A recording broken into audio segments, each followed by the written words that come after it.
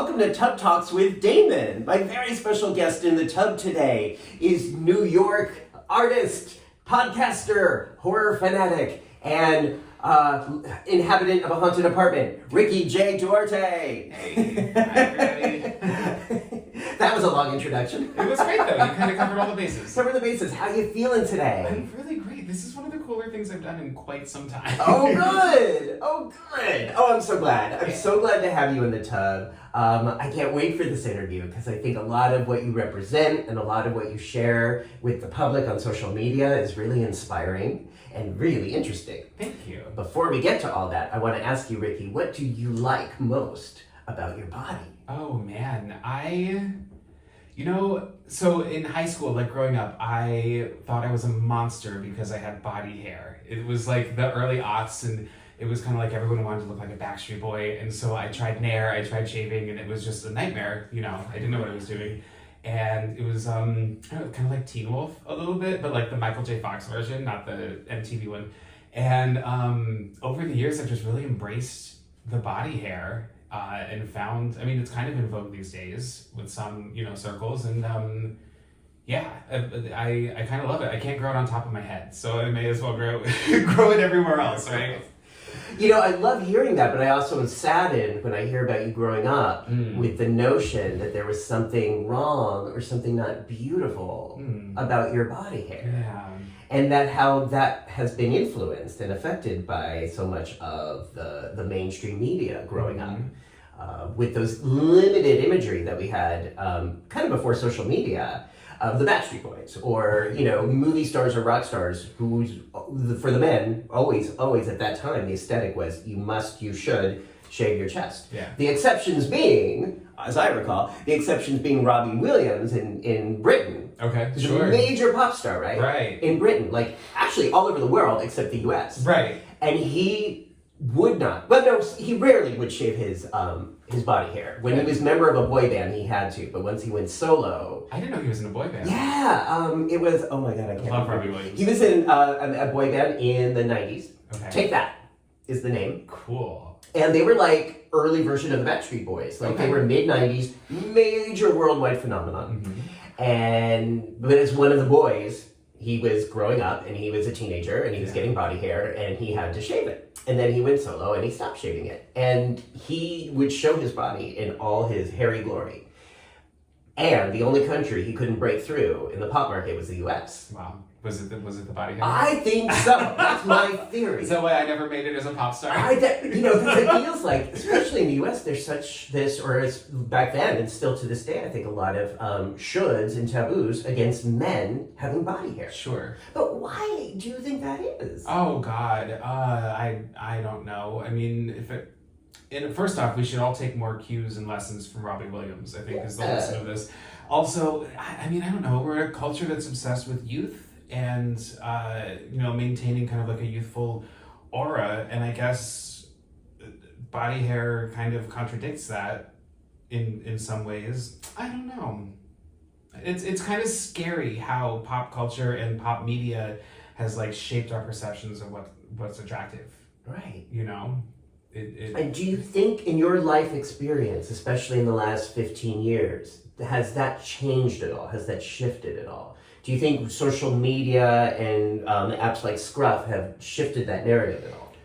I feel like when Scruff first started, it was more bear-oriented, and it just... Now everyone's on every single app, and I'm not on any of them anymore. I got tired of it. I got tired of scrolling the same guys in my neighborhood every day, and then paying extra so I could scroll like 2 extra miles in the distance, I think that body positivity is something to strive for. I think that it is something that has improved, but I don't think it has improved to the point that it should, and frankly, I fear that it might never. I worry that, the way that Hollywood presents its actors and music presents its artists, it's like, if you are an overweight singer, you are an overweight singer, and that's your entire brand. Like Lizzo can't just be a singer. Lizzo has to put out a brand of, body positivity, and it's like, that's great. I'm so happy that she's doing it, but it doesn't allow her to just be an artist, right? She has to have this like this ulterior kind of like path or campaign that she has to run as well. And like, thank God she is. Somebody has to, but you can't just look at her as a talented person. You also have to consider that she's running this body positivity campaign, and so just the fact that it is still a thing tells me that it has not improved to the point that it should. Does that answer the question? That people are still being branded and perceived primarily by their body versus their talent, or their artistic contribution. Yeah, and no one's saying that she's not talented, but it's like on top of being that, every time someone brings her up, like I just brought her up, it's also part of the discussion. Interesting. So you have also talked openly about your own relationship with your body over the years, especially in recent. Tell me more about what changes you've been making. Oh man, I grew up in a home where we were all overweight and obese, and so didn't learn how to eat healthily until I was an adult, and then spent many years living an unhealthy lifestyle on drugs and alcohol. And during quarantine, I got up to a weight that I had never seen on the scale before, and it alarmed me. Can I ask you what that was? It was 295, and at 6 feet tall.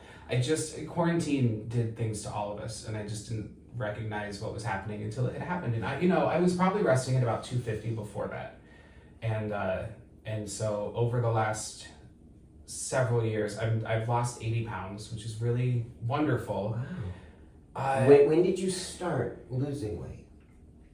It would be after rehab. It started to kind of trickle down, and then frankly earlier this year I dropped like 30 pounds super duper fast, like the last 30. And I'm not sure, it just it just kind of happened, and I went with it. And then once I saw results like that, it really motivated me to keep going with it, right? I think for me, you lose all of this weight, and you think that everything's going to be so much better, and then you give up one body dysmorphia issue for another. Like now I worry about loose skin, and at 37 years old, it's not going to go away. So it's like, when am I going to stop judging the way that I look and start really recognizing the things that I'm doing to better my health and my, the length of my life. And I'd be lying if I said that an appeal wasn't to also feel more confident in the way that I look, because it's certainly part of it. But I have going to the gym and starting to work out a lot more and being more active. I notice results. I notice it's true what they say. It makes you feel better. So those have all been great positive things. Yeah, being in shape or going to the gym makes you feel better. It does. Yeah. You asked, so when do you get to enjoy your body without judgment? I want to ask you that question back. When do you get to do that? I don't know that I've ever reached that point. Is that something that people do? Are there people out there who enjoy their bodies without judgment? Well, let's have a talk in the comments. Yeah, let me know. Do you think that's possible for you to be able to really just appreciate your wonderful body, this vessel you're given, and be able to withhold judgments or what I call shoulds? I am at a point right now where instead of, and maybe this is me avoiding the question subconsciously, and avoiding it as a concept of appreciating the way that I look, I'm really trying to appreciate the things that my body can do. Yeah. Such as? Well, there's like a Regina Spektor lyric in, I can't remember the song, it might be Folding Chair, and it's like, I've got a perfect body, but sometimes I forget. I've got a perfect body because my eyelashes catch my sweat. And it's like, she doesn't need abs, but like her eyelashes keep her eyes clear. And it's like, some days it's like in rehab, you learn to make gratitude lists. And like, I had one day where I was like, I just appreciate my hands. I have fucking hands, and they, do a lot for me. And so if I'm not at a point right now where I can look at my body and appreciate the way that it looks at a level that I wish that I could, I'm really focusing and working on appreciating the things that I have, and it's privileged to have, a working body or an able body, and so just trying to make what I can of it. Okay. Thank you for sharing that. Yeah, thanks for asking. I'm used to asking the questions in interviews. Yeah. It's always fun to have the bathtub turned, as it were. I know that people who heard you say 80 pounds in a few years are still, so you mentioned the gym. Did you radically change your eating habits? I think, so I did take up running in rehab, and that was a big contributor to kickstart things. I did overtrain, so I ran a half marathon and a 10K at Disney World in 2 days. It's called the Princess Challenge. You do the 10K and then the next day is the half. And these were things that I never thought I'd be able to do. And it was an incredible feeling, but I overtrained. Nobody tells you when you're overweight that running is bad for you. And it's the impact on the joints. And so I trained so hard that my kneecaps, the patellas kind of came out to the sides. Ooh. And I've been to physical therapy, and it's gotten a lot better through working on it, but I still can't run long distances like that. I accomplished that. I'm really proud of myself. I never thought that I would. It's not something I'm going to be able to do again, but I still do. I never thought I'd say I like running, but it turns out I do, and so I can at least run kind of shorter distances, and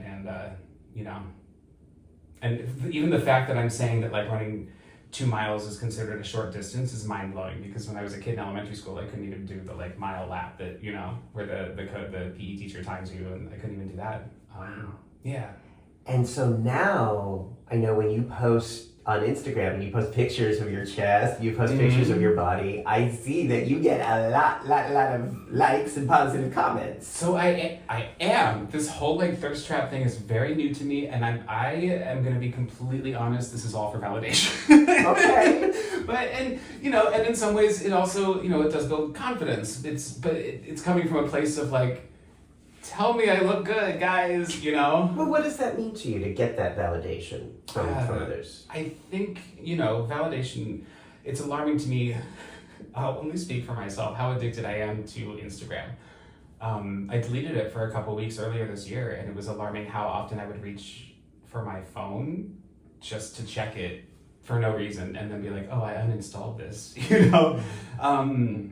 So the question was, what does it do for me? Like, how does it make me feel? What is the role of validation when you post thirst traps on Instagram? Yeah, I mean, I worry that it's become like a habitual way to just quickly feel a little better, to quickly get like a compliment. It's like, oh, I got this number of likes, and it's not like a ton of likes, but it's now that's a dangerous game too. Is like, oh no, this picture didn't get as many likes as this one. What was wrong with it? When it could just be the time of day, or the algorithm gods that we all worship are unpredictable. So then in some ways, Instagram can be really satisfying and provide an almost immediate gratification in terms of the validation. Sure. On the flip side of that, if one is using that and kind of requiring that to feel a certain kind of way about their own body, it's tricky. Like you said, the algorithms, the time of day, the angle of the camera, there's a lot of elements of that that the Meta Corporation determines that we don't. Yeah. Do you feel like you can hold that balance between appreciating the validation, but also maintaining respect and appreciation for your physical appearance right now?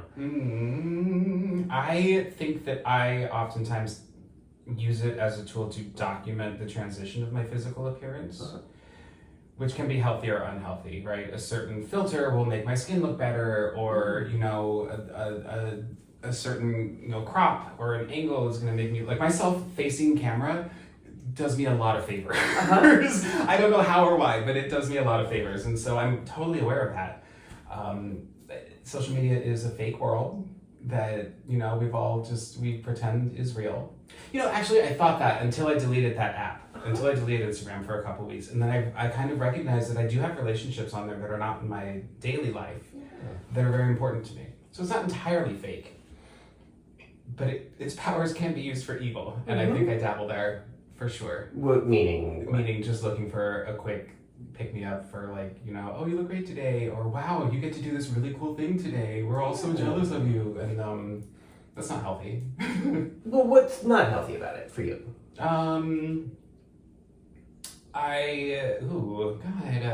Why would you ask me that when I'm naked in a bathtub? Sorry. No, you don't- have the option to pass. No, don't. Everybody has the option to pass. Let's explore I'm this. nosy. My therapist is gonna love this. I'm nosy. I love that. And I do think it's relevant. I mean, I'm asking because I think it's relevant yeah. for us, all of us, Mhm. that are navigating the world as it Mhm. stands today in terms of navigating social media and figuring out what is healthy and unhealthy, because there's no Right. absolute standard here. No. So it's navigating that. I think all of us are trying to figure out, and if we're not mindful about it, Mm-hmm. what's more likely to happen is someone's going to navigate it in a way that's really unhealthy if they're not thinking about it. Yeah. So I'm glad you're thinking about it and sort of Mhm. showing people how important it is to at least be aware Yeah. of what you're doing and why you're doing it. Mm-hmm. It worries me. I mean, to become, like, even in the world of acting, a lot of casting directors will ask you for your Instagram account and see how many followers you have and see what your representation looks like on social media. And so it's this unavoidable limb attached to us now, right, that we have to take care of and maintain if we want to progress in certain fields. Conversely, so it can also do damage in certain fields as well, and so it's this balancing act. I don't know a single person whose Instagram looks like what their real life is. That the way that I know them personally. So mine certainly doesn't.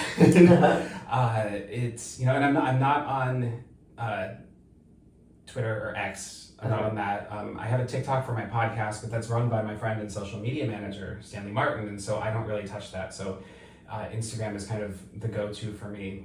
And I think the point to be made is that, like exactly what you said, mindfulness, which is something that I could always stand to practice a little more in every aspect of my life.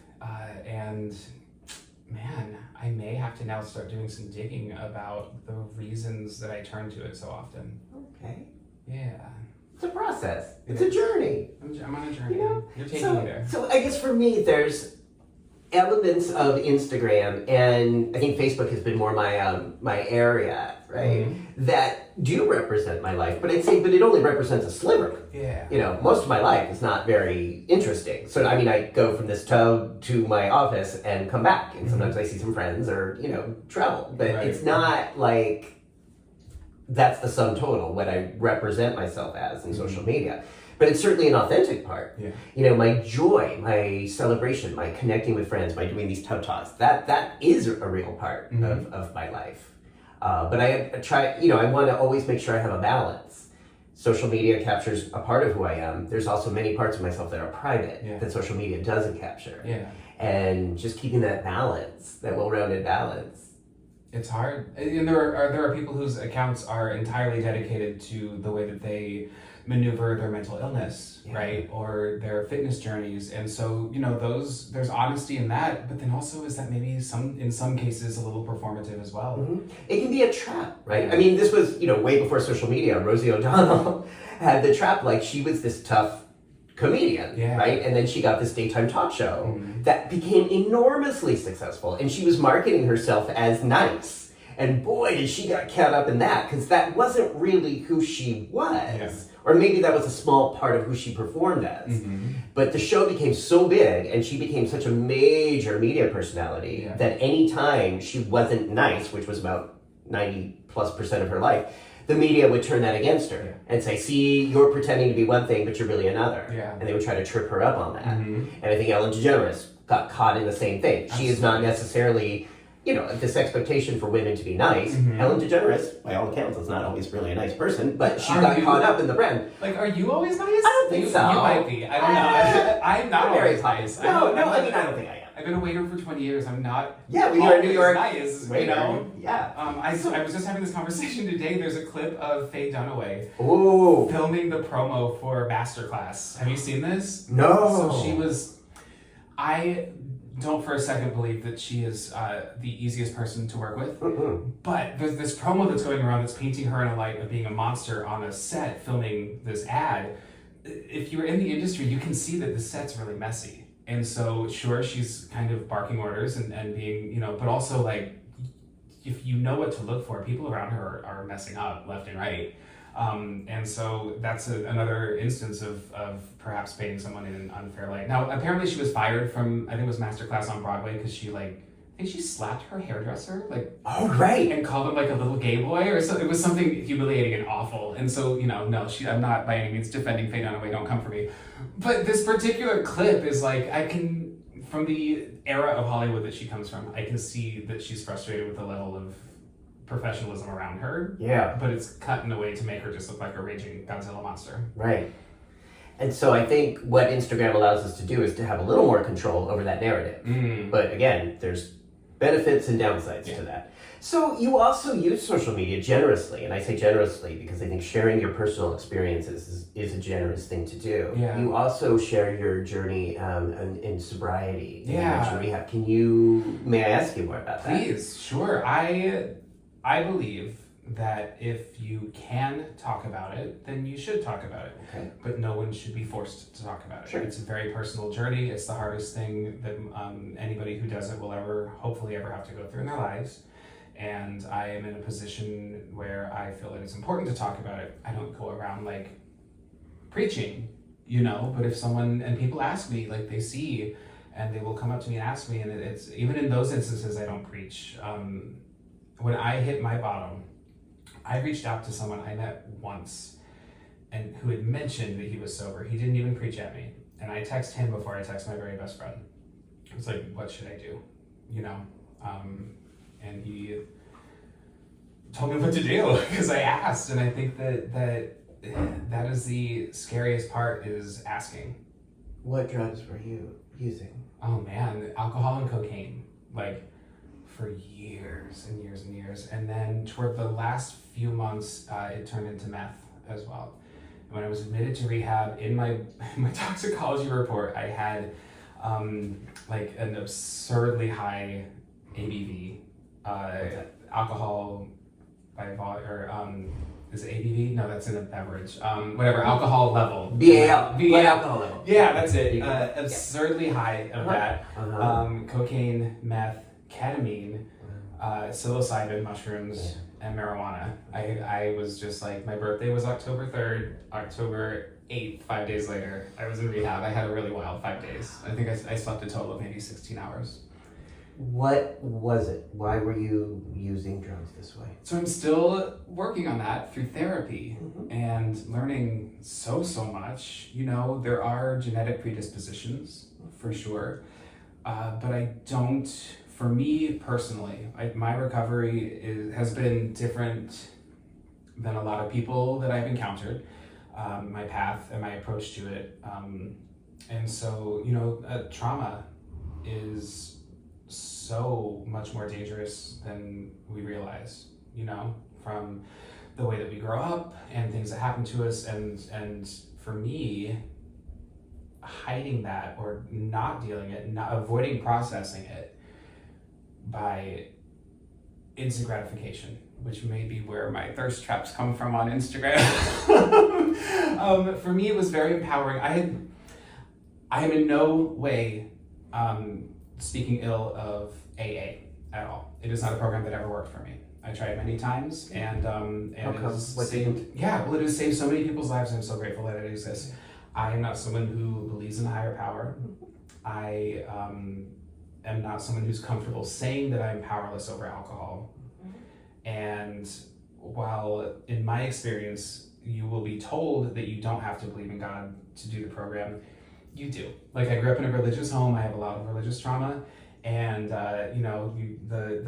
there's a chapter in the big book. It's called the chapter to the agnostic. But it's not the chapter to the atheist. But they'll always point you at this chapter. And the point of the chapter is just, well, you never know. You may as well just try to believe in something. And so none of that ever spoke to me. Right, grew up in a super religious home, no longer, identify as believing in a higher power. So what were my options, In rehab, I had one of the therapists told me, you introduce yourself and say, I'm Ricky, I'm an alcoholic. And he said, very good, that's the last time you're ever gonna say that. From now on, you're gonna say, I'm Ricky and I'm in recovery. And that changed everything for me. It felt like I was working towards something. It felt like I wasn't defined by a disease, it was huge. And then from there, I was introduced to CBT, cognitive behavioral therapy. Smart Recovery is another program. I love Smart Recovery. Oh my God! Yeah. So AA has two great things going for it, many great things going for it. But right, they have the outreach and they have the fellowship, and so everyone's heard of AA. There are other ways to get sober, and I think it's so important to know that if one does not work, you have to find one that does. Like it's your duty. Your life literally depends on it. Yeah. And I had just never heard of any other options besides AA until I got to rehab. And I'm not saying that if I had learned about these things a decade earlier that I wouldn't have ended up in rehab, but I'm just really grateful that I did. What was the difference between Smart Recovery and 12-step? Accountability for me. Yeah.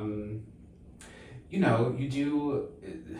I love a worksheet. The Smart Recovery has so many great worksheets, and for me, the cost-benefit analysis chart spoke to me. So you take like a piece of paper and you put like a line vertical and a line horizontal, and in each corner, let's say you're going to make a decision, right? Like my decision might be I'm going to drink this Diet Coke, and so in one corner you're like, all right, the good things that will happen if I do, the good things that will happen if I don't, the bad things that will happen if I do, the bad things that will happen if I don't.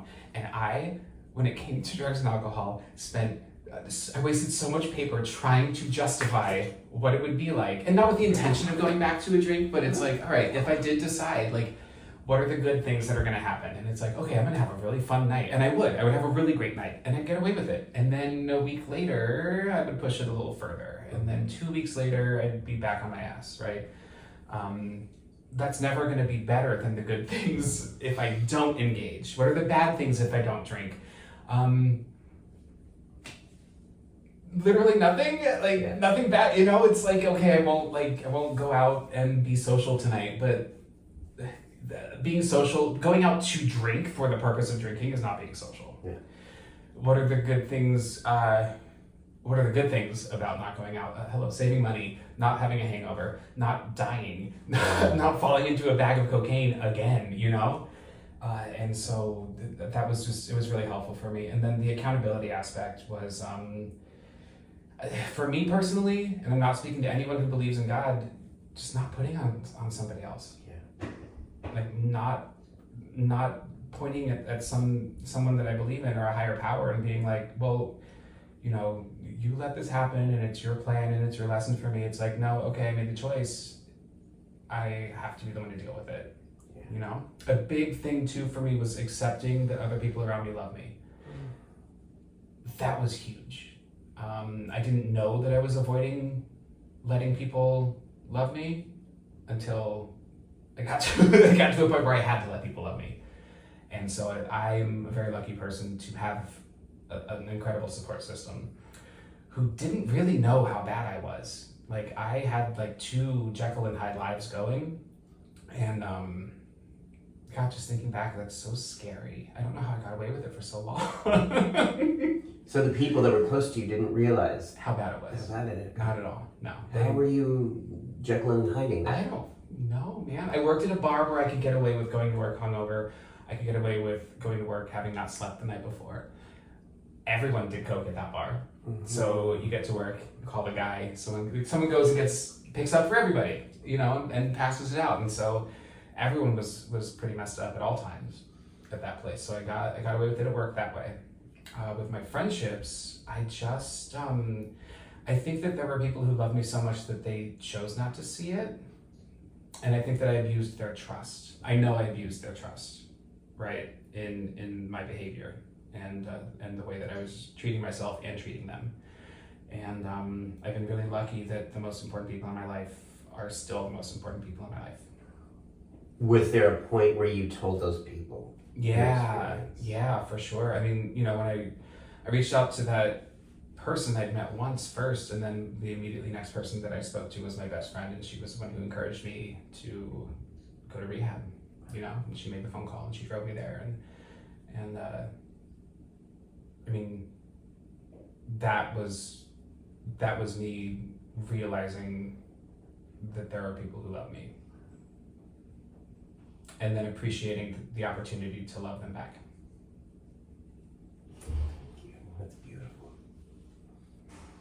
And now you're able to really let that love in. Yeah, I hope so. Like it's something that I never want to take for granted again. Yeah.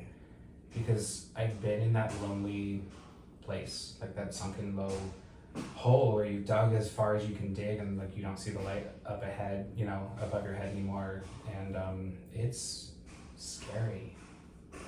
Like it's a really dark place, and you are so convinced that you are alone. Do you ever feel that way now? No, not like that. Not at all. And now I don't self-medicate my mental illness. My depression and my anxiety and my ADHD are professionally diagnosed and treated, which is all so much better. Do you use medication for those? I do. Okay. Yeah, thank God for Wellbutrin and Adderall. When I started taking Adderall, I was able to I was able to stop taking my anxiety medication because I found that the ADHD was causing anxiety. Yeah.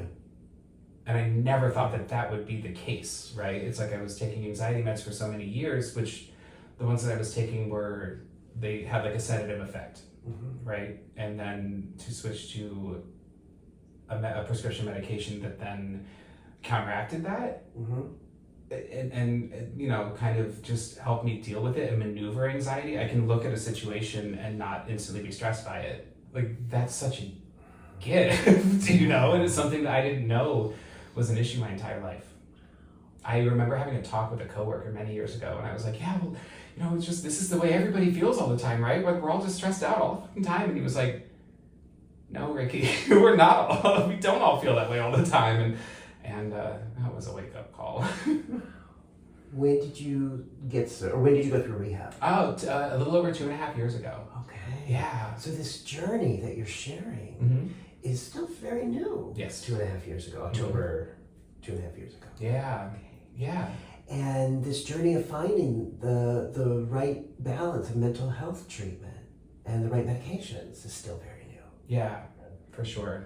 But it sounds like right now it's led you to a place of being able to talk about these things and share these things.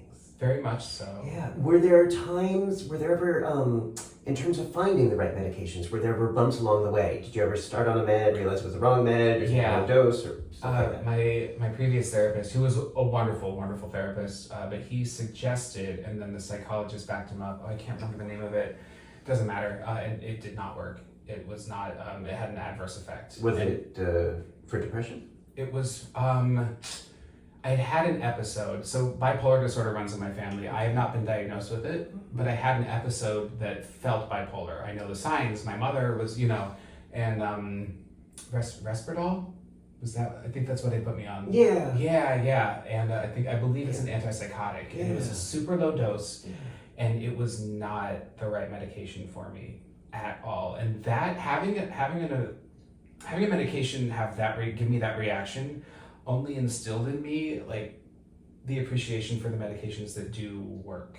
Because I was like, if something can be really, really bad and it can be a really bad reaction, then these ones that are working, like I need to appreciate that they are working.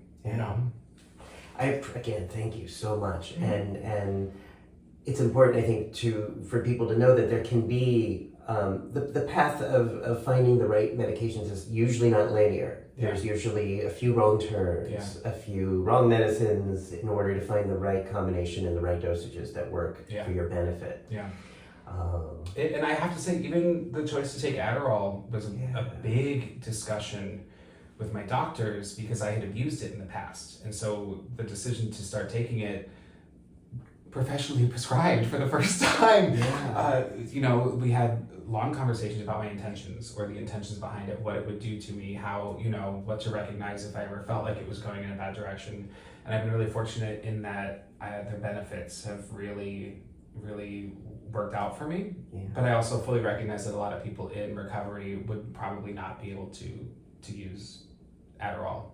It wouldn't be recommended for everybody because of the amphetamine component, but sometimes it really does have therapeutic value with people who can't, with ADHD, who can't focus or can't accomplish something or Yeah. can't concentrate, the amphetamine component slows down their brain Yeah. and helps them to focus and get a sense of achievement. Yeah. I've been, I still bartend and I still wait tables. And so I think I never want to take for granted the fact that I work amongst alcohol. Mm-hmm. And then inevitably in bars, there are other substances around, What's that like? So I view it as product. Like I view pouring wine or making drinks strictly as product now. And I'm not taking this viewpoint for granted. I never want this to change and I really hope that it doesn't. For me, I don't get triggered by being surrounded by it. It's the people that drive me insane.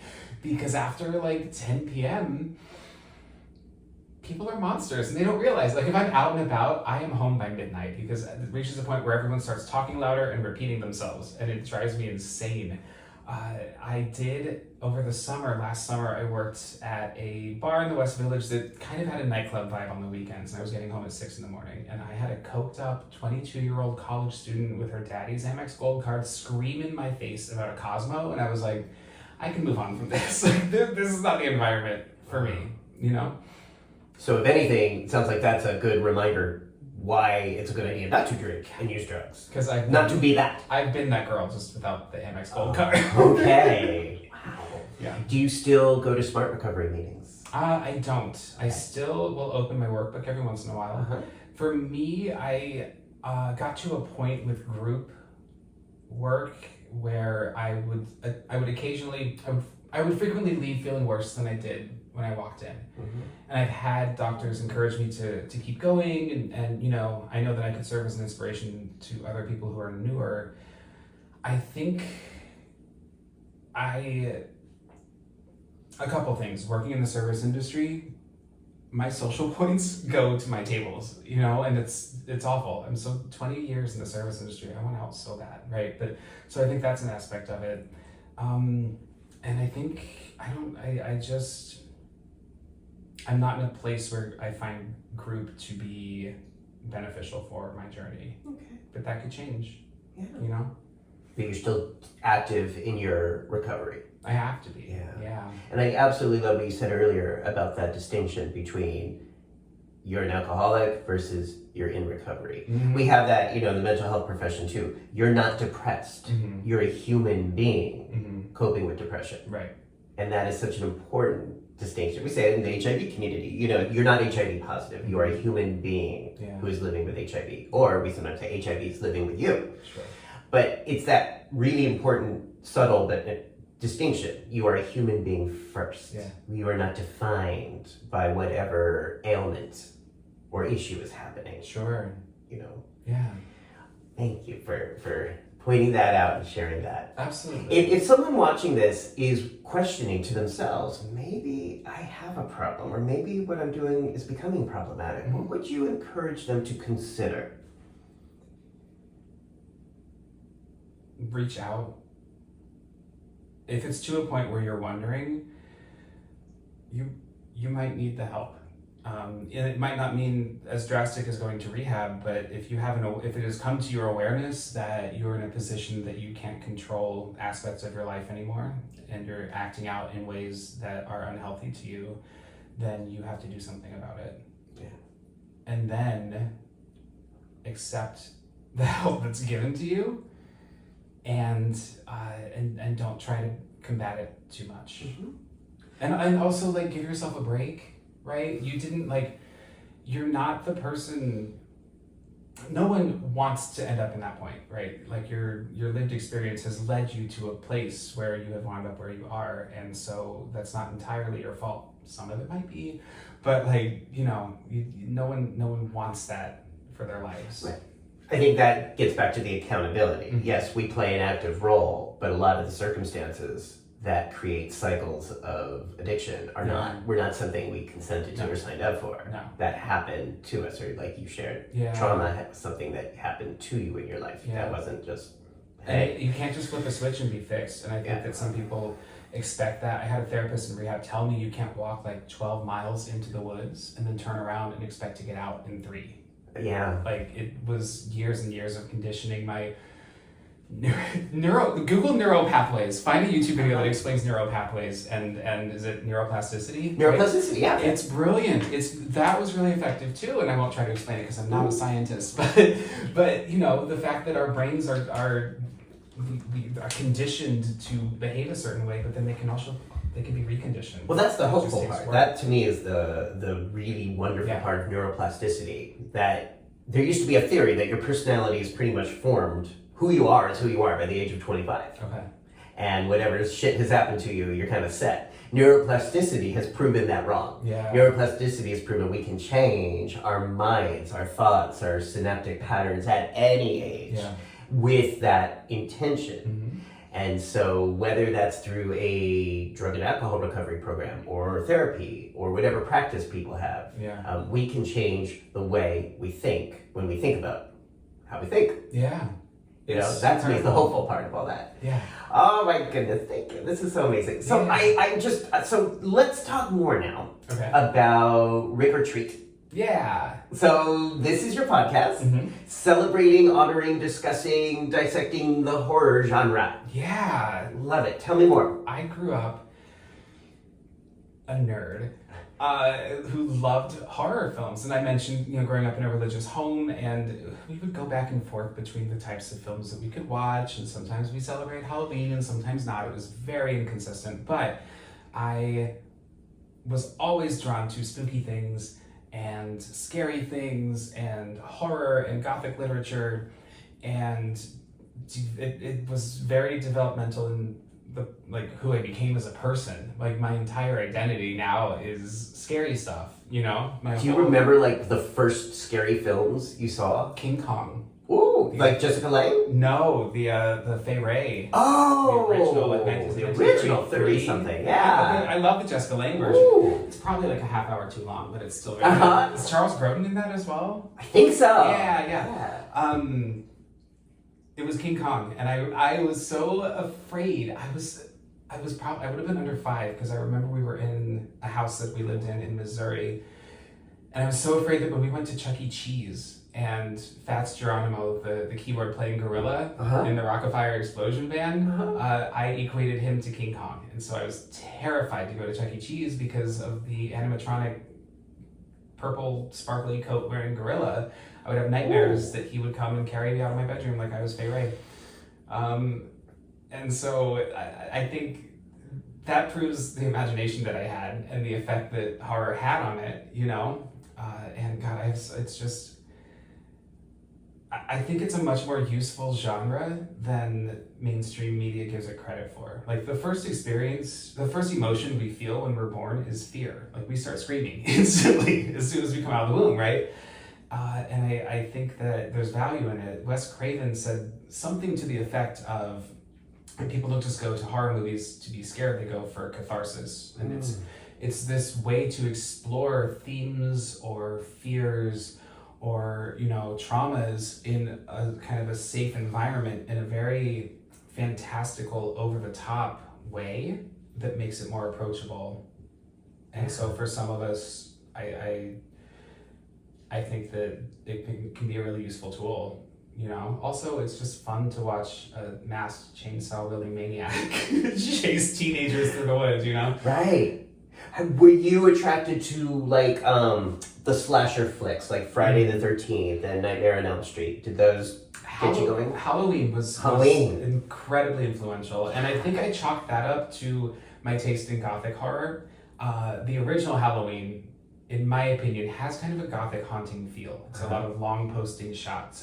It's a lot of stalking. It's a lot of shadows. The lighting is so effective in that movie. And then, as the sequels progressed, they all started becoming carbon copies of other franchises, right? But so that one was very influential. I didn't really dive into more slashers until a little bit later, but I grew up watching the Vincent Price films and the Roger Corman movies and I love the way that those look, like just the castle on a cliffside and the opulent velvet robes and Vincent Price was definitely one of my first crushes.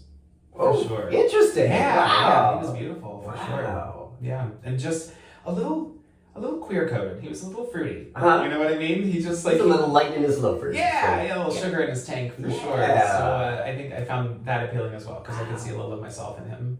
And did you say your parents wouldn't really let you watch or try to discourage you from watching horror films? It would go back and forth. The one thing, we could never watch sex movies. Like, if someone took their top off, we had to leave the room. So that was a lot of them, the franchises in the 70s and 80s. Sure, but I'm even talking like a movie, even not a horror movie, that if there was a sex scene, we had to leave the room.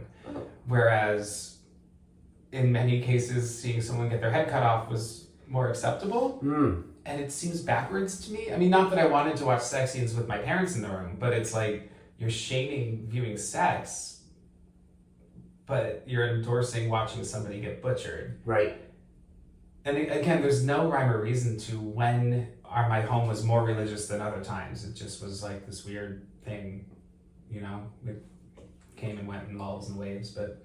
So sometimes they were cool with it, sometimes they were not. Yeah, my mom was such a fan of classic film that that's where the Vincent Price and the classic Universal monsters, that's where all of that came from. How about like the campy B stuff, like the Ed Wood kind of genre? Sure. Did you see those and enjoy those? Completely. I think, it was a little later in life when I discovered more camp cinema, John Waters. When I saw, he's not a horror director, but he is genre, right? He was camp. And I think I had seen Hairspray, but my real introduction was Pink Flamingos. And so films like that were it showed me what movies can be and that they don't have to be what a lot of people think that movies should be. Right. And so then for me, that just empowers horror even more because it can be so offbeat.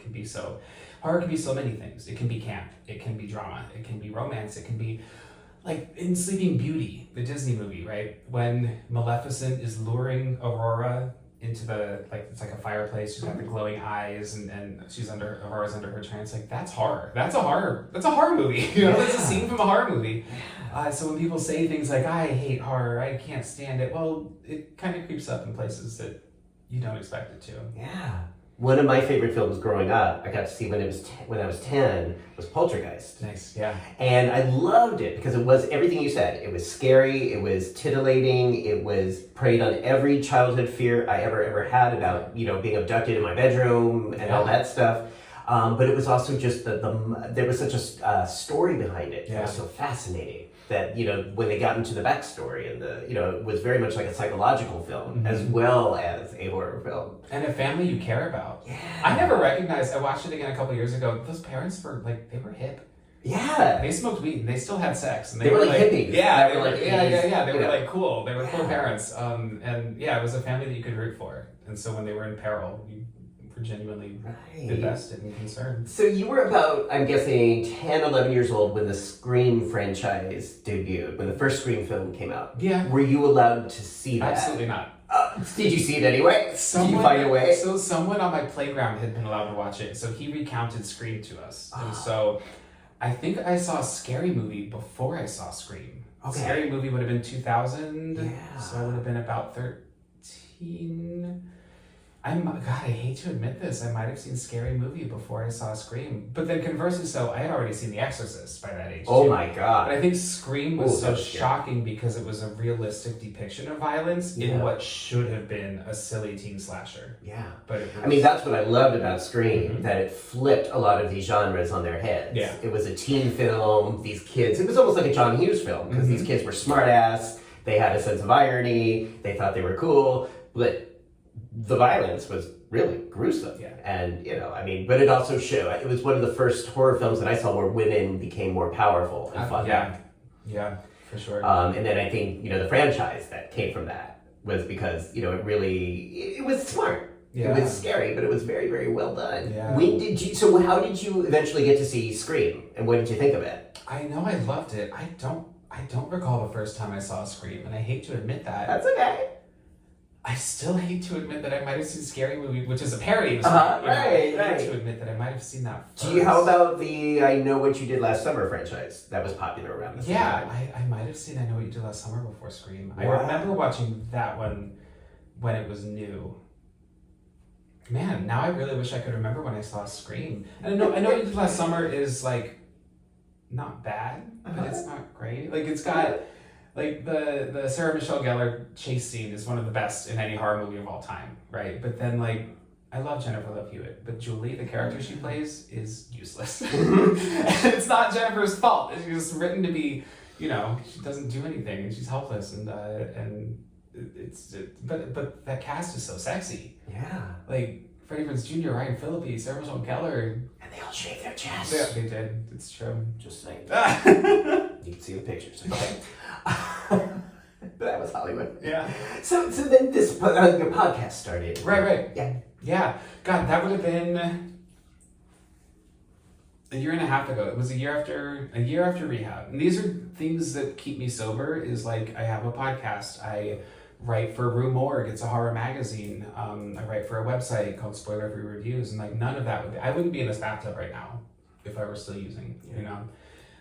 Started the podcast because I listened to so many horror podcasts and just decided, like every cis white man, that my opinion should be heard. And, Well, did you feel like you had a contribution to make that other people weren't doing? I didn't at first. So it started out as a specifically queer horror podcast, and my goal was to watch horror films and describe them from a queer read. And then I found myself putting queer reads where they didn't belong just to justify my podcast. And so I've changed over time. It's a horror podcast that happens to be queer.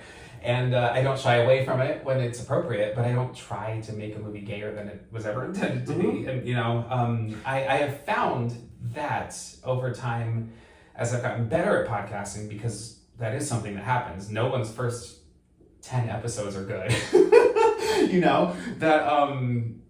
That my insights actually do resonate with people. And so I appreciate that as well. That has been, it's a format that there are countless horror movie podcasts out there, but I have begun interviewing professionals and starting it with that. And then I like to go into one of their favorite movies and we analyze their favorite movie.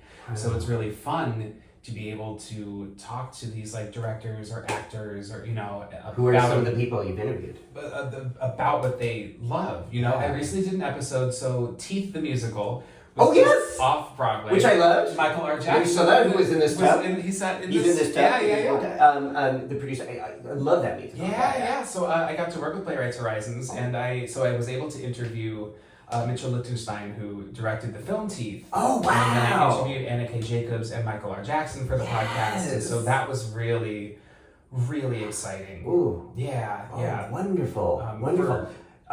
Keep going. I'm sorry. Well, no, it's opportunities for Rue Morgue. Like I interviewed Eli Roth. I interviewed Why do I know that name? He directed Cabin Fever and Hostel and Thanksgiving most recently. Okay. I was a little. He has dropped the F slur in his films carelessly and then tried to back it up a lot, and so I was a little bit like, I don't know if I should interview this guy. Like, it would be great for my resume. And then I found out that Diablo Cody was on his podcast, and I had just interviewed Diablo Cody, and I was like, all right, if Diablo can talk to him, I'll do it too. And he was great. He was very generous with his answers. He gave me too much to work with, which was helpful. Diablo was incredible. I interviewed her and Zelda Williams for Lisa Frankenstein. Wow. So you're getting some major people, Diablo Cody, Damien Leone, who did Terrifier, the Terrifier movies with Art the Clown. I just missed out on an interview with Pam Grier. I was offered an interview with Pam Grier, but I was traveling that day that the press junket was, and I couldn't commit. It was heartbreaking. Can you try again? I know. Fabulous. Yeah, I know. I adore her. Yeah, that's she's the one that got away. Okay, well maybe again they're aware of you, so hopefully right. she'll do another press jump. Yeah, so this is all for the publications that I write for. I would love to get to a point where I'm able to have these guests on the podcast. When I speak with bigger name, and I hate to say bigger name, but more well-known horror creators, asking for a 2-hour time commitment is a lot for them. There's one that I've been talking to for over a year, and he keeps telling me, keep emailing me, I would like to do this. He was like, I cannot give you 2 hours, but I'll give you 30 minutes. Okay, great. So I'll do 30 minutes with you talking about your favorite movies, and then I'll just have someone else come on and talk about your movies, I hope it works out with him, because it would be really exciting. Are you? Can you tell me who you haven't interviewed yet? Who you really want to? Other than Pam Grier. My go-to reaction is John Carpenter, but Oh. I actually would be afraid. He's so tired of talking about his career. Oh. Like all he wants to do is smoke weed and play video games, and I respect it. He changed, he contributed so much. He changed horror, so I get it, So would I want to interview him? I mean, I wouldn't turn it down, but I would be intimidated to interview John Carpenter for sure. Because watch some of his recent interviews and you'll know why. Is he rude? I don't want to say rude. It's just every question you'll ever ask John Carpenter, he has been asked a million times. Is there anything you could think of that he hasn't been asked a million times that you would? Oh God, It might be a challenge. Oh man, yeah, no. Okay.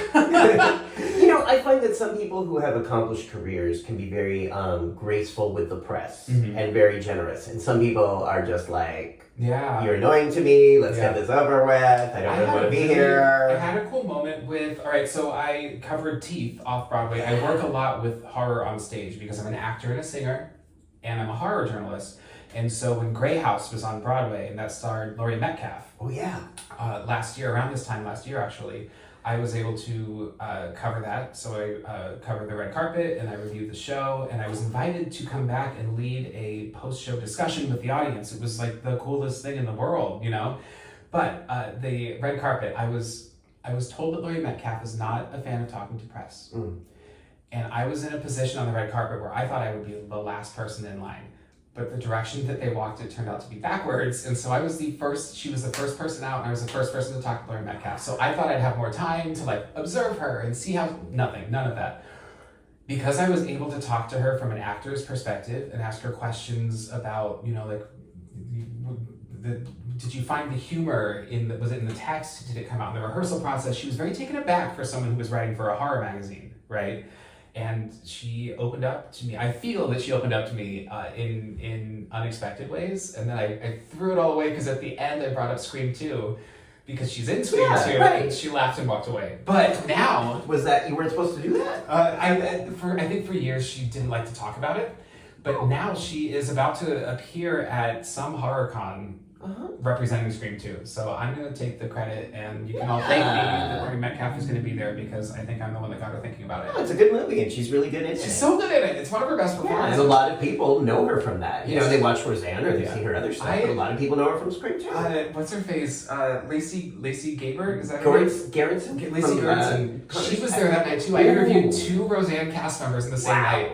I know. Oh, that is exciting. Yeah. And it sounds like they felt comfortable with you. Like that Laurie Metcalf was opening up to you. Felt comfortable with your energy. Interviewing is a skill, and this is why I love this, because I'm learning from you as well. I'm so seldom on this side of it, but it's a skill that I'm really proud of having developed. I'm really inspired by, I can never think of his name, the guy who does Hot Ones, where they eat the spicy chicken wings while he interviews them. Have you seen this? Oh. He interviews movie stars, and so they have chicken wings in front of them with increasingly spicy sauces on them. I think Cher did that. Probably, maybe. You have to look this up. This isn't James Corden. No.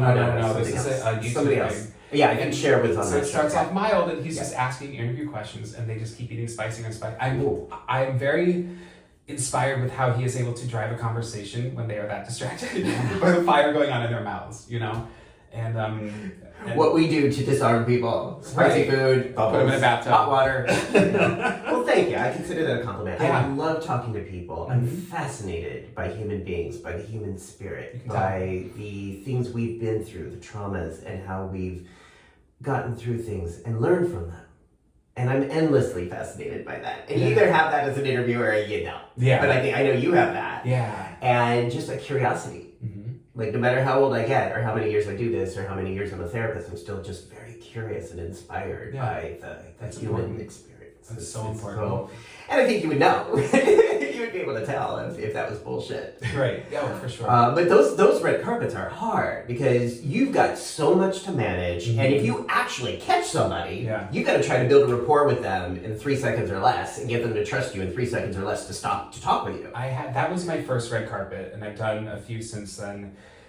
And they give you a piece of paper, with who's expected to be there has their picture and their name, and so you have a little bit of a heads up if you see people coming your way.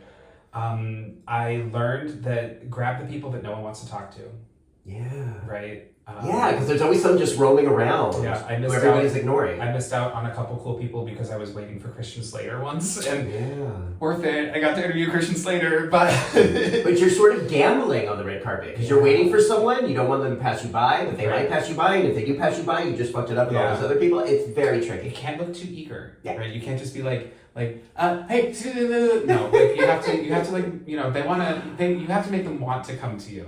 Yeah. And it's fun. It's so fast, and you also don't want to keep them too long. Right. If they answer more than 3 questions, it's time to go, and you can see it in their eyes. They start to look like for what's next. Or their handler will be like, and now it's time to move on. You know, so if you want to get a full experience from them, keep it to like 3 questions. Yeah. And if you get a 4th one in, if it's going well enough, then go for it. But otherwise, like, leave them with a smile and glad that they talked to you, because sometimes like they might recognize you the next time and come up to you. That's happened before. And next year they might win the Academy Award or the Tony, and you'll be like, oh yeah, I remember you. Yeah, you were nice to me when nobody would talk to me on the red carpet. It's really cool when someone on a red carpet recognizes you and comes up to talk to you. Yes, that's why I used to do a lot of soap opera related events with red carpet. Yeah, and there was once Susan Lucci was doing a book signing at Barnes and Noble, and there was this whole line of us on the red carpet. She came straight to me first. Yeah, and I was like, oh my god, whose life is this? It was just amazing. James Monroe Eagleheart, a Broadway star, came up to me and was like, you used to be my waiter. Oh shit. Wow. It's like, man, I hate that that's what you know me for, but yes, I at least served you you know so me. many times. Wow. You're such a nice person. Let's talk about it. Oh, that's so cool. So on Rig or Treat, people can listen to this and hear you interview people and talk about the horror genre, the love for it, but also the queer side when there's a queer theme or sort of a something you've picked up on in the perhaps something unintended or indirect about the theme of the film.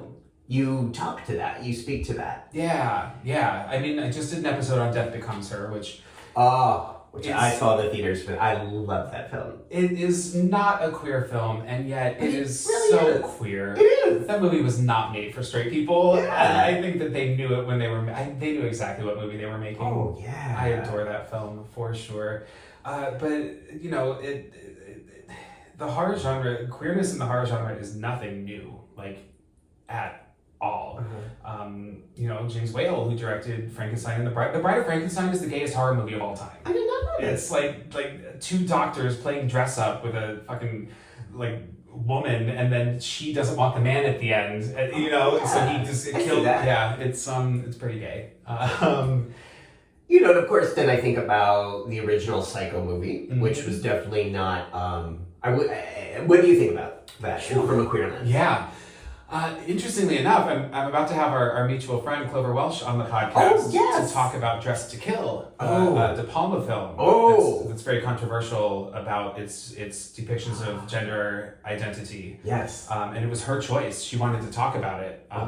You know, as someone from that community. So my brother saw that when I wasn't allowed to see that, but my brother saw that, and I hope he doesn't mind me saying that he had nightmares. Sure. He had so many nightmares after seeing Dressed to Kill. And like he was terrified. Well, and I bring up Dressed to Kill because there's one murder in it specifically modeled after the shower scene in Psycho. Yes. A lot of people say that Dressed to Kill is De Palma's like giallo Hitchcock film. So anyway, Psycho is one of my favorite films. The score is perfect. It's beautifully shot. The casting. I mean, I believe Hitchcock knew that Anthony Perkins was gay, and that he cast him because it added something unnerving to audiences that they wouldn't pick up on. There's something about him that makes us uncomfortable, and I think that it was because in reality he was a gay man. It is clearly, spoiler for the ending of Psycho, clearly not a realistic or good representation for anyone who identifies as a gender other than the one that they were born with. I believe that consumption does not equal endorsement, and I feel that in some cases there is still art to be appreciated, problematic material that can still be appreciated. I think the first half of the film is a lot stronger than the back half. Mm-hmm. I do firmly believe that it falls apart. Like the last quarter or the last third of it is a lot slower, which was a gamble that Hitchcock took, killing off Janet Leigh so early. But once she's gone, it does two great things. You don't know what to expect. Your star is dead, which is what Wes Craven did with Drew Barrymore in Scream, right? Yes. It was her idea. She was to play the Neve Campbell character, and then she was like, "Hey Wes, I've got this great idea." So anyway, but without that star, I think Janet Leigh does such a great job. So much of it is focused on her facial expressions and her thoughts that once she does she's too good of a job of making us invested in her, that once she's gone, I don't think that the other characters are as interesting. Yeah. You're interested in Norman for good reason, but it's not necessary. You're not following him. Now you're following her sister and her boyfriend, and they're just not as engaging as Janet was. Right. So yes, I think it's a classic for a reason. You know, he got a bunch of shit when he made it because it was considered trash. It was based on a trash horror novel. Yeah. I didn't realize that. He wanted to do something. So it was not always this classic. It was not. No, wow. he got a lot of a lot of criticism because he went from, making Vertigo and Rear Window to, or they might have been after. It was not in line with the rest of his career. Yeah. It was something very unexpected and strange for him. I mean, the movie was shocking, even as a kid. Yeah. Seeing, like you said, you've got a whole movie where the main character, again, it's not a big spoiler alert, but she's violently, and I think one of the most scary scenes in cinematic history. Yeah. Violently slashed. And you never see a knife pierce the skin. Right. At all. Right. It's like 90 something cuts in like that 45-second sequence.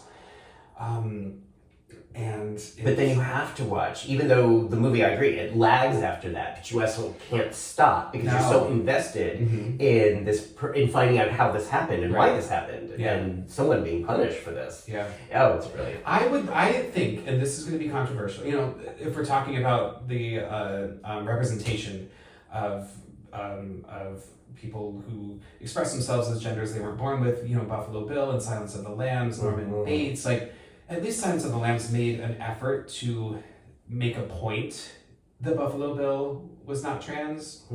It still doesn't, it falls on deaf ears for audiences, but the line is there. Like, Clarice says it, But for me, I think that the ending of Psycho would work more if we didn't have like a 3-minute sequence of cis straight white men trying to explain who and what Norman is. That whole, it just like kills the tension of the ending, and it's I guess for the time perhaps it was trying to settle audiences down, or I just feel like if we didn't have that sequence of the doctors trying and the police trying to explain to us what we just saw, I think if it just went to the shot of Norman in the cell looking into the camera, like it would work better.